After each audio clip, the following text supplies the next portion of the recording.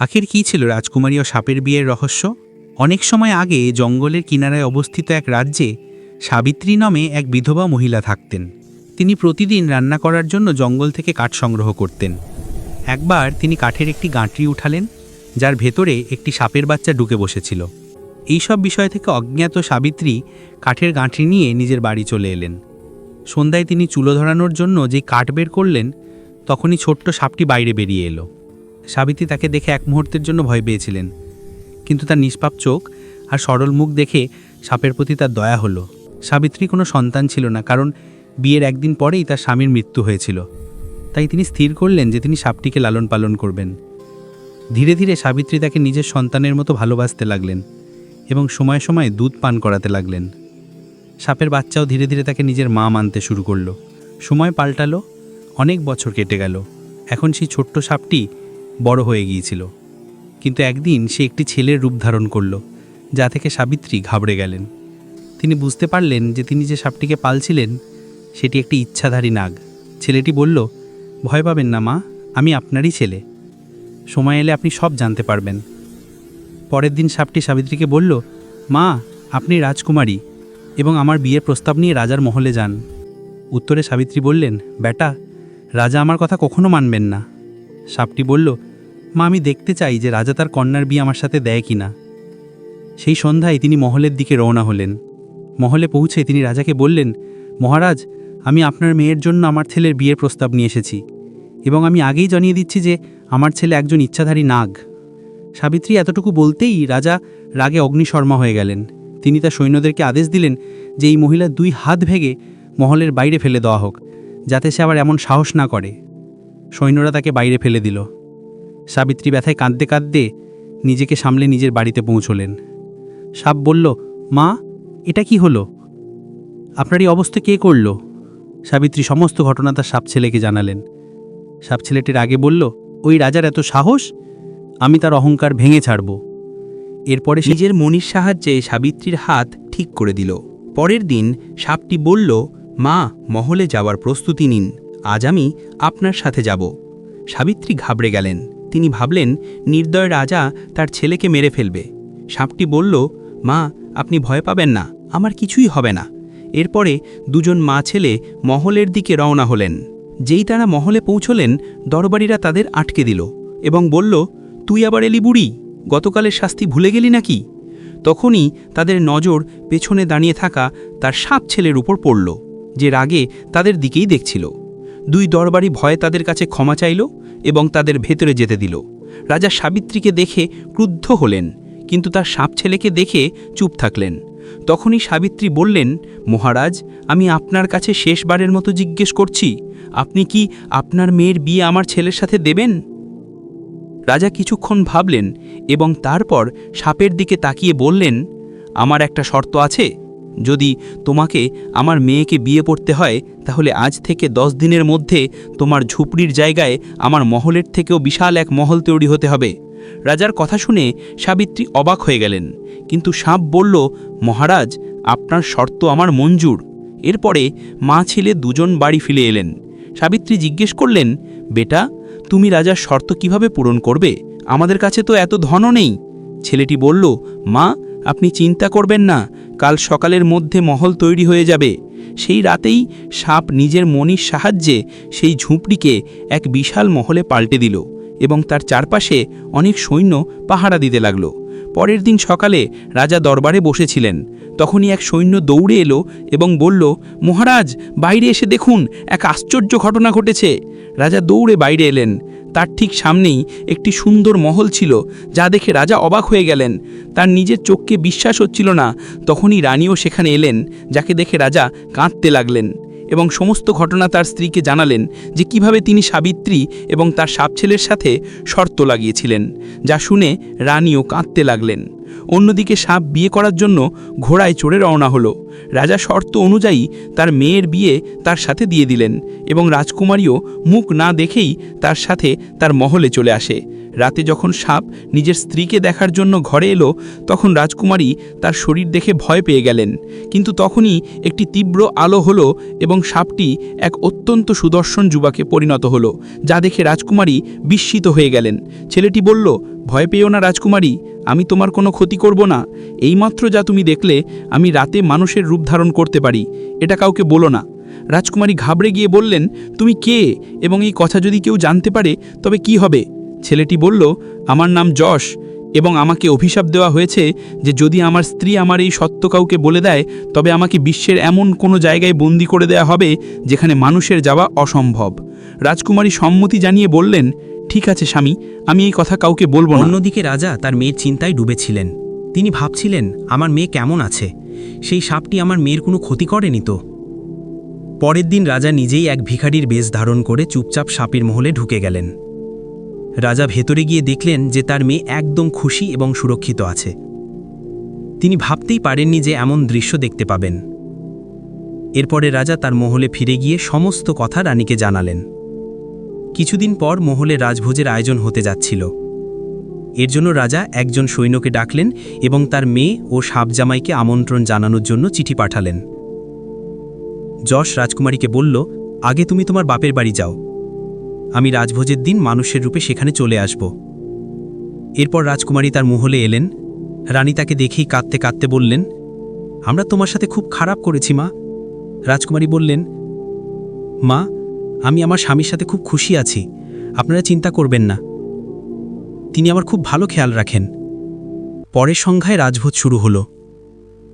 পুরো অনুষ্ঠানে খুশির পরিবেশ ছিল এবং সাপও নিজের মানুষের রূপ নিয়ে মহলে পৌঁছল, যা দেখে সমস্ত অতিথির চোখ কপালে উঠল।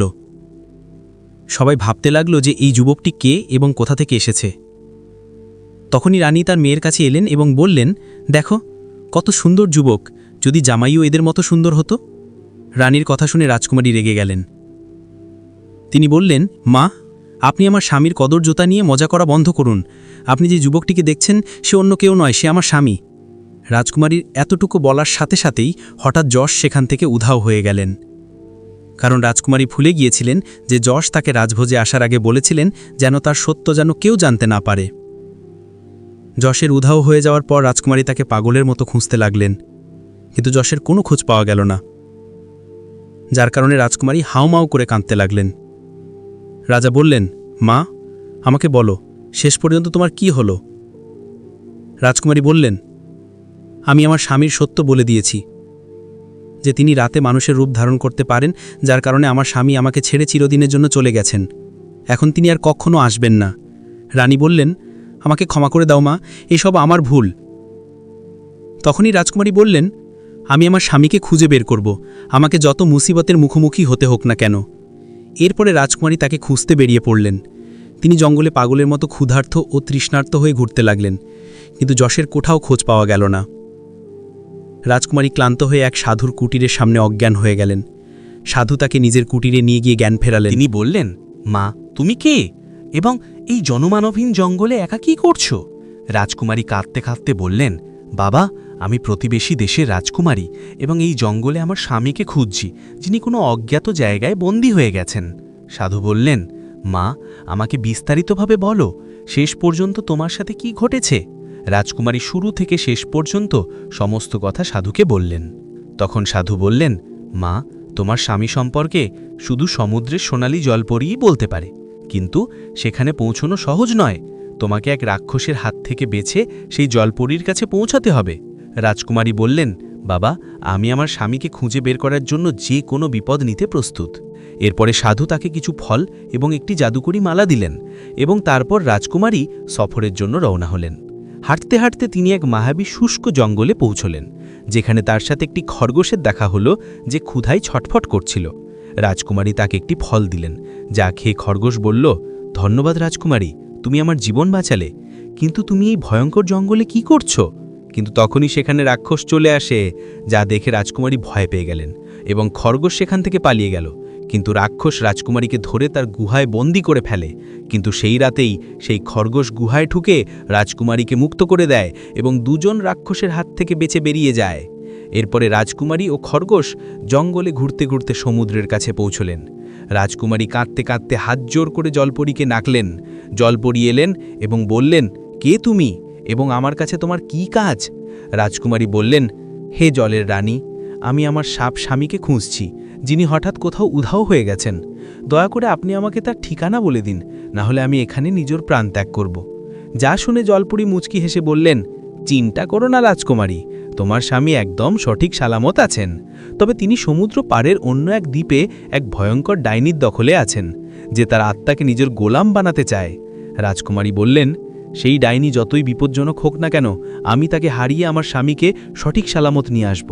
শুধু আপনার কাছে একটি শেষ অনুরোধ, যে আমাকে সমুদ্র পার করে সেই দ্বীপে পৌঁছে দিন। জলপরী বললেন, আমি তোমাকে সেখানে পৌঁছে তো দেব, কিন্তু সেখানে তোমাকে নিজের চালাকির পুরো ব্যবহার করতে হবে। এরপরে জলপরী একটি নৌকা রূপ ধারণ করলেন এবং রাজকুমারীকে নিজের উপর বসিয়ে কিছু ঘন্টার মধ্যেই দ্বীপে পৌঁছে দিলেন। রাজকুমারী ও খরগোশ জলপরীকে ধন্যবাদ জানালেন এবং জঙ্গলের গভীর অংশের দিকে রওনা হলেন।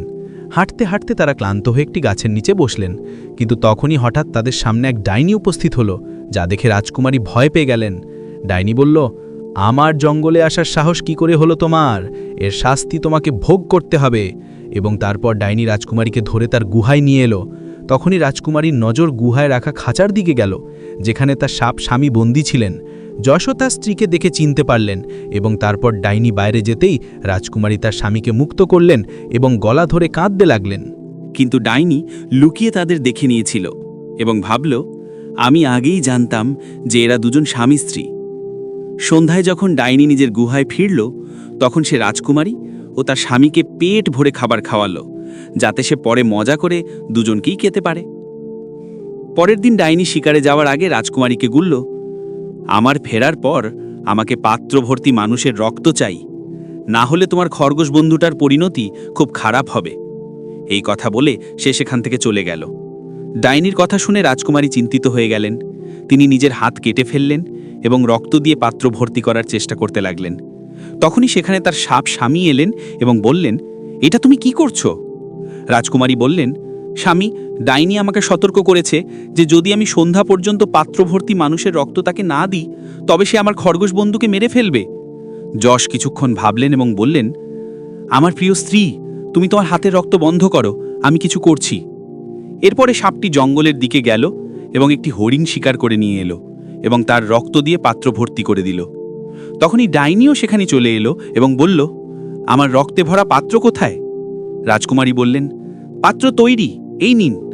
ডাইনি রক্ত পান করল, কিন্তু তার বিন্দুমাত্র সন্দেহ হলো না যে এই রক্ত কোনো পশুর।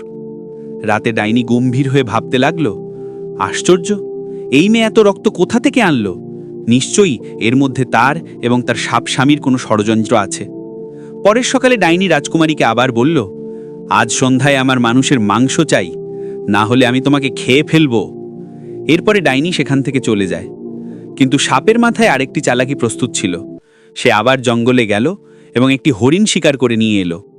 দুজনে মাংসের ছোট ছোট টুকরো করল এবং তাতে নিজের রক্ত মিশিয়ে দিল। কিন্তু ডাইনি সেখানে ছিল না। সে গুহার বাইরে জানালা দিয়ে লুকিয়ে সব দেখছিল। ডাইনির আগে গুহার ভেতরে এলো এবং বলল, আমার আগেই সন্দেহ ছিল যে তোমরা দুজন কোনো ষড়যন্ত্র করছো। এখন আমি তোমাদের দুজনকেই খেয়ে ফেলব।